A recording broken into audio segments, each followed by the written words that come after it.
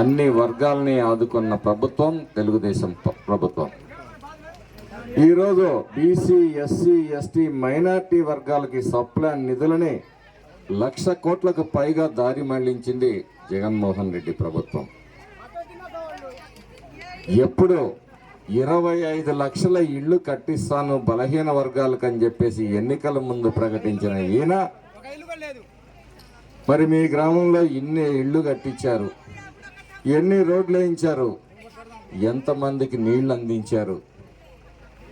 మరి ఇక్కడ నీళ్ళైతే లేవు కానీ సారా నీళ్ళైతే మస్తుగా దొరుకుతాయి. ఎందుకంటే మీకు నీళ్ళు ఇస్తే ఈ ఎమ్మెల్యేకి, ఎమ్మెల్యే తమ్ముడికి ఏమొస్తుంది?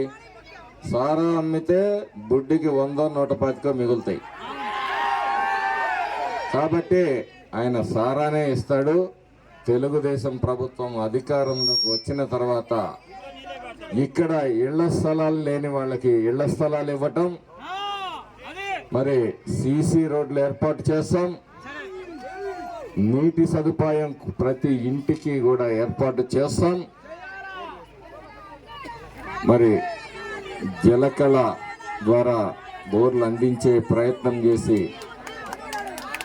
మరి మీ అందరి కుటుంబాలని ఆదుకునే ప్రయత్నం చేస్తాం. సామాజిక న్యాయం అంటే సమాజంలో అన్ని వర్గాల అభివృద్ధి కోసం కృషి చేయటం అనేది సామాజిక న్యాయం. అంతేగాని నోటి మాటతో సామాజిక న్యాయం అంటే కుదరదు. ఈరోజు ఎస్సీ, ఎస్టీ సప్లాన్ నిధులన్నింటినీ కూడా దారి మళ్లించడం వలన ఎస్టీలకి, ఎస్సీలకి, బీసీలకి చాలా అన్యాయం జరిగిపోయింది.